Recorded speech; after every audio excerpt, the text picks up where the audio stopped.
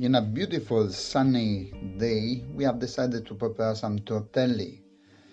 Tortelli with whole wheat flour because we didn't find a normal flour in these days. So we start to prepare our dough with 1 kilo of whole wheat flour, and we will use a recipe from my grandma using 10 eggs per kilo, a little bit oil. We will put in the machine. We will use a machine to do this work. And we start with 9 eggs to see how much it will take, and then we will add in another egg in case we need. Usually we use the normal flour, so it's quite easy to get the recipe done with that 10 eggs. But because I don't know this kind of flour, how much it will take, so I prefer to use 9 first, a little bit oil, and then we will see if it is needed to add another one.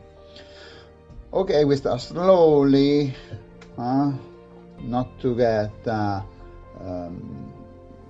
dough too warm. Let's see. Yeah, definitely we need to put another egg and see what happens. No, definitely it takes one more egg. So there are 11 eggs totally, with a little bit 1 kilo of whole wheat flour and a bit of oil. I don't put salt. This is my personal way how to prepare the pasta, but if you want, you can add some salt. Then we work a bit with hand to make it smooth, and when it's ready, we put in a bowl with a little bit oil on the top to avoid to make the crust. And the first step is done here. At least 20 minutes of rest. For the filling, here we have 600 grams of spinach, 500 grams of ricotta. We have here Grana Padano and nutmeg. These are the ingredients that we will use today. For the spinach, I prefer to saute it in a pan with a little bit oil. And the Grana Padano, I use the Grana Padano because I am from Piacenza, and this is the part where is Grana Padano done.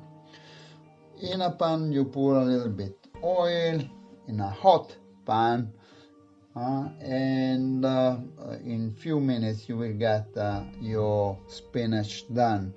I prefer not to boil because in this way you will have the spinach with much flavor.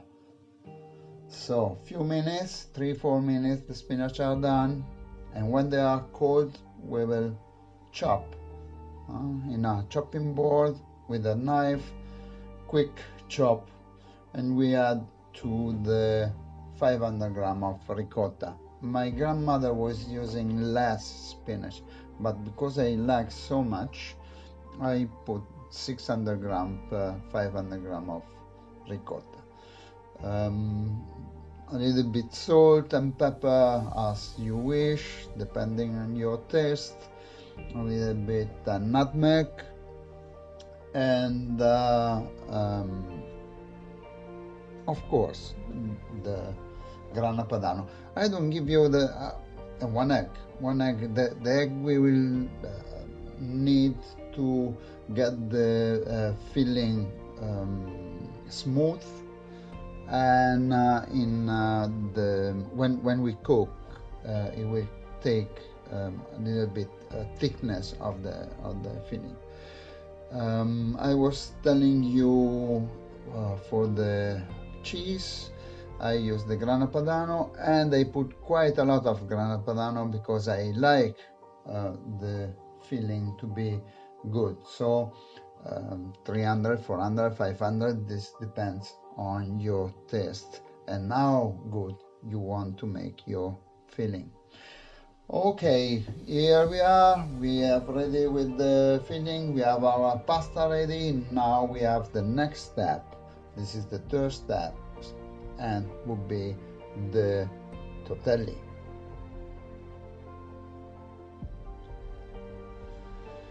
For the tortelli, we take the pasta that at least rests for 20 minutes, and we have the ricotta and spinach. We cut the dough, we roll with the rolling pin a bit to enter in the machine. We will use a machine. I have a electric machine, but if you have a regular normal machine and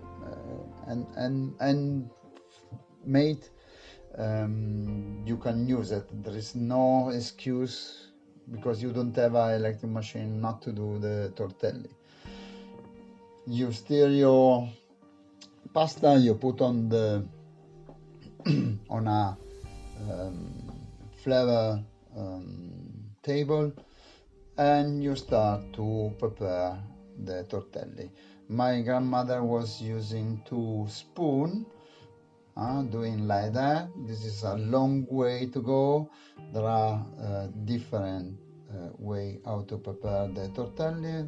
For example, using a sucker push and pouring your filling inside, and that would be much easier and quicker to prepare your tortelli. Like this. Up, up, up, done. Easy.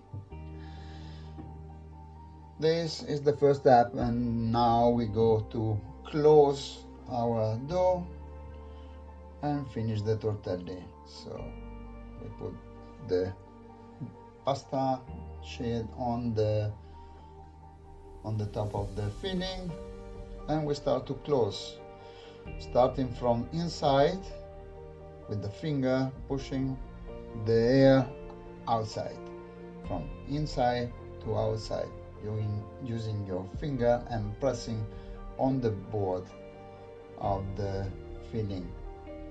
Yeah, starting from the inside like this, pushing the air out and pressing on the board and on the top of the tortelli like that.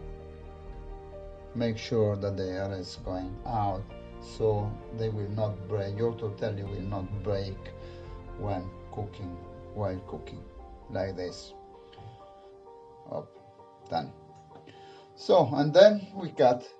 I usually cut with the in the old way, my grandmother way, but you can also use a mold. If you use a mold, the result would be tortelli that are all the same.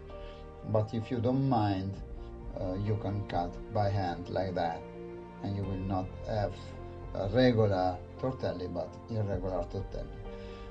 To move, we will use some semolina or some maize flour, and we pour on the table like that. Here we have already made our tortelli to rest a bit. If you don't cook straight away, you can also deep freeze it separately, and it would last at least 2 months in the deep freezer. Here we are. This is our production. Enjoy. Bye bye.